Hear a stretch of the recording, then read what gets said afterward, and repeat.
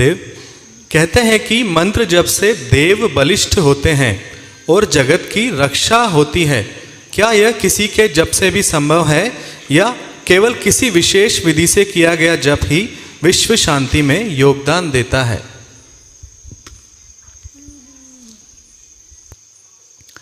नहीं, ऐसा नहीं है। ध्यान करो, सच्चे मन से ध्यान करो और जाप करो तो असर होएगा ही। बहुत ज़्यादा विधि विधान में पढ़ने की आवश्यकता नहीं है। गुरुदेव, आध्यात्मिक मार्ग पर आने वाले सूखे दौर या अनुभवों की कमी से कैसे बाहर निकलें?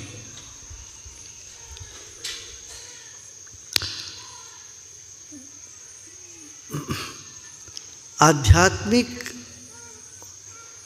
पथ पर जब चलते हो कभी कभी सूखापन बीच में आ सकता है, उससे घबराना नहीं। इतना जान के चलना चाहिए ये अवरोध आया है बीच में, मगर ये ज़्यादा रुकने वाला नहीं, ठीक हो जाएगा। इस विश्वास के साथ आगे बढ़ना चाहिए। वो बताया ना कि महर्षि पतंजलि ने बताया कि 9 तरह की बाधाएं आ सकती हैं।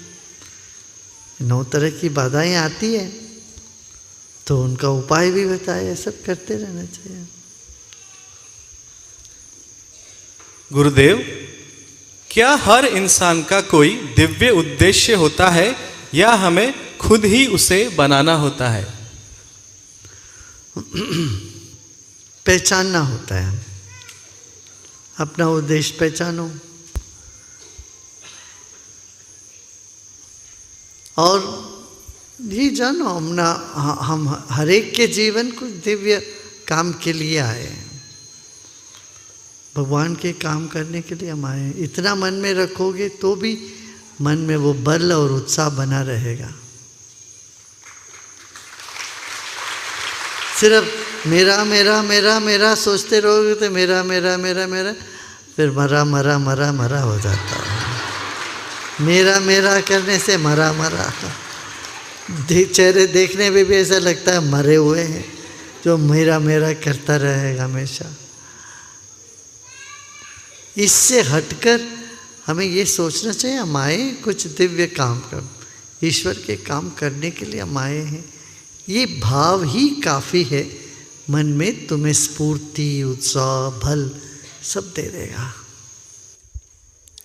गुरुदेव, हमारे बड़े बुजुर्ग कहते हैं कि पितरों का तर्पण देने के लिए संतान का पुत्र होना जरूरी है।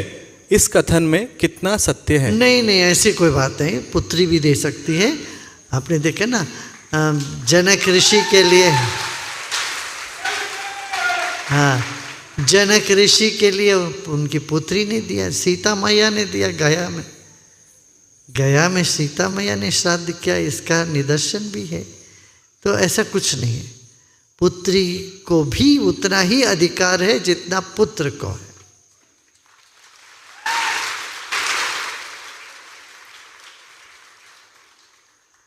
गुरुदेव, सास तो मेरी बड़ी अच्छी है पर पति सास जैसा मिल गया है।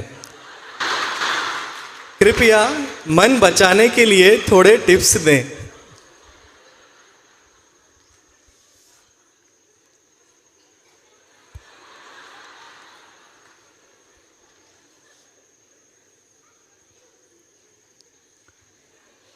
भाई, तुम्हें टिप्स तो उनसे पूछना चाहिए जो अनुभवी हो इस बात पर। ना हमने पति को झेला है या पत्नी को झेला है, ना सासू मैया को झेला है। तुम सोचो ना, तुम तो बड़ी कुशल हो इन सब में संभालने में। ध्यान करो और कुशलता पूर्वक चलो। कहते हैं नाटक के अंदर नाटक, सपने के अंदर एक सपने होते हैं ना। सपना होता है कि तुम सपने देख रहे हो, ऐसे एक और सपने के अंदर सपने। ऐसे नाटक, ये सारा नाटक ही है। नाटक के अंदर और नाटक करो तुम खुल के। और क्या भाई, अभी तक तो तुम्हें पति को समझ लिया होगा, उनका क्या चाहे और वो किस चीज़ को लिए तुम्हें मना करते हैं, और इतना समझ में आ गया क्या मना करते हैं, और तुम उस हिसाब से बात करने लग जाओ। और तुमको पता है ये मना करेंगे तो उसका उल्टा आप पूछ लो। चंडी की कहानी तो सुनी है ना तुमने, हाँ वो ही अप्लाई करो, तुम क्या है। गुरुदेव, मैं कितना भी काम कर लूं मुझे सुकून नहीं मिलता। क्या काम करें कि मुझे रोज सुकून मिले? कृपया मार्गदर्शन करें। ये मुख्य भूल तो यही है, तुम तो ये भूल कर रही हो, काम में सुकून ढूंढ रहे हो। ये तो हो ही नहीं सकता।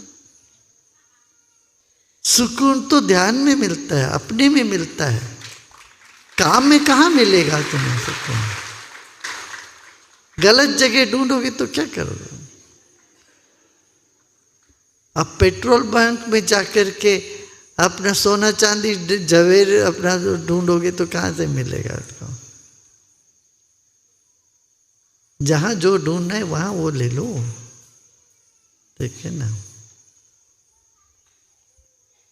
काम में सुकून मिले ये सोचना ही गलत है।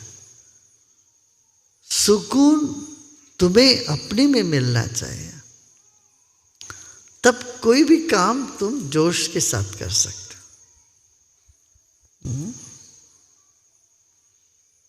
भगवान से प्रेम है, लेकिन मेरे स्वप्न में बहुत बार शिव जी आते हैं, उनकी मैं पूजा करती हूँ। और मेरे स्वप्न में आप आते हैं, आशीर्वाद देते हैं। पूज्य प्रेमानंद महाराज जी आते हैं, वो आशीर्वाद देते हैं। श्री पुंडरी गोस्वामी महाराज जी आते हैं, वो आशीर्वाद देते हैं। और मेरी बहुत इच्छा है श्री कृष्ण जी कब आएंगे और इन स्वप्नों का क्या रहस्य है।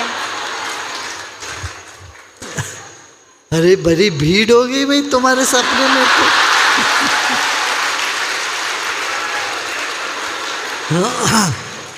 बड़े बड़े लोग इतनी भीड़ इकट्ठे कर ली तुमने सपने में बोला, कमाल की बात है, वाह वाह। देखो समझो, भगवान हमारे पास ऐसे ही तुम्हारे जैसे एक कृष्ण प्रेमी ने ये कहा कि वो कृष्ण की जहाँ जाए चित्र लिख करके कृष्ण ऐसे मेरा कृष्ण कब आएंगे ये सोचते थे। देखो कृष्ण ने क्या कहा गीता में, गीता पढ़ती हो कि नहीं पढ़ते? गीता पढ़ो। रुद्राणाम शंकरश्चास्मि, मैं ही तो शंकर हूँ, शिव के रूप में आता हूँ तो मैं ही हूँ। हाँ उन्होंने सब, और मुझ में और ज्ञानी में कोई फर्क नहीं, मैं ज्ञानी ही हूँ। और जिन जिन में तुम अच्छे गुण देखते हो, सत्व देखते हो, ज्ञान देखते हो, वो ज्ञानी मेरे से अलग नहीं हूँ। ये तो कृष्ण बार बार बोल चुके हैं तुम्हें, एक बार नहीं कई बार कह चुके हैं। मुझ में, एक ज्ञानी में, गुरु में कोई फर्क नहीं है, मैं ही हूँ, ये तो बात कर चुके हैं। इसलिए ऐसे सब में कृष्ण को देखने की, देखो, महसूस करो। रूप और नाम और रूप से परे जाना, यही कहते हैं। अरे ये भगवान कृष्ण क्या कहते हैं? अरे ये मूढ़ लोग मुझे मनुष्य समझ रहे हैं, मैं मनुष्य नहीं हूँ। मैं क्या हूँ? अनंत चेतना हूँ जो सब जगह व्याप्त है, ठीक है ना। वही ध्यान, ध्यान में बैठोगे तो अनंत चेतना। और क्या बोलते हैं? अरे भाई अर्जुन, पांडवों में मैं अर्जुन हूँ, मैं तुम ही हूँ, जो मैं हूँ सो तुम हो, तुम है। तो तेरे भीतर, तेरे आत्मा के रूप में भी मैं ही तो हूँ, तू कहाँ से आ गया बीच में? ये गीता का श्रेष्ठ ज्ञान है। इसी ज्ञान पर जाइए तो ज्ञान के बिना भक्ति, भक्ति के बिना ज्ञान अधूरा रह जाता है। और इन दोनों के साथ कर्म तो होता ही है, सेवा, सत्संग और इसीलिए ध्यान, ये सब साथ में जाएगा। हाँ, साधना भी करनी चाहिए। बढ़िया। हाँ बोलो, पीछे। हाँ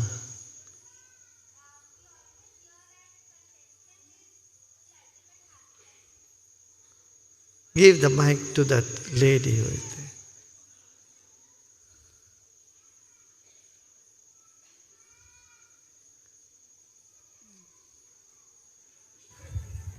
Jai Gurudev. Ah, We always hear that the ultimate happiness is contentment. But how do we manage this contentment with our ambitions? that's a good question. In life, you need passion. Definitely, you need ambition or passion, right? But passion alone will not work. You will become insane if you have only passion. You have to balance it with this passion. Like breathing in is passion. Can you only keep breathing in? Not possible. You have to breathe out. That is dispassion. That is essential. And in between, you have to stop, pause a little bit. That is compassion. So you need compassion on you and others, dispassion and passion. See, if you have only ambition, you will lose night sleep. You cannot sleep in the night properly. Have you noticed that? Too much passion will cause, too much ambition will cause insomnia. It will disturb your sleep. So if you want to be healthy, what you need to do? You have to balance it with dispassion.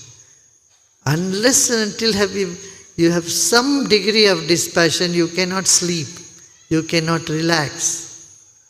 And if you can't relax, you can't function. If you can't function, your ambition will remain just a dream and can never become a reality. Got it? Like shoes are necessary to walk. Imagine your passion like your shoes. But you can't take shower with your shoes on or go to bed with your shoes on. You should know, shoes are not your feet. You should know how to remove it also, right? That's why letting go is a big mantra that will help you again and again and again and again.